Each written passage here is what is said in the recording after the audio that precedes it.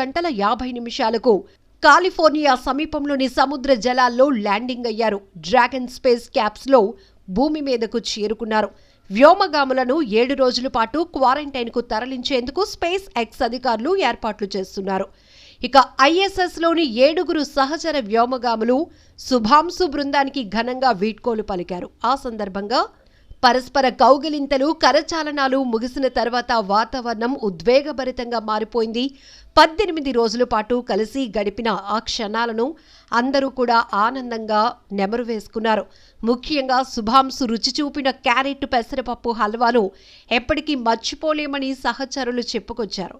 శుభాంశు శుక్లా అంతరిక్ష యాత్ర జూన్ 25న ప్రారంభమైంది. అమెరికాలోని నాసా కెనెడీ స్పేస్ సెంటర్ నుంచి ఫాల్కన్ 9 రాకెట్ ద్వారా శుక్లా బృందం అంతరిక్షంలోనికి వెళ్ళింది.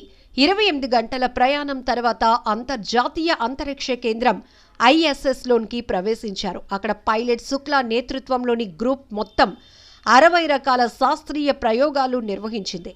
ఇందులో శుక్లా ఒక్కరే స్వయంగా 7 ప్రయోగాలు చేశారు.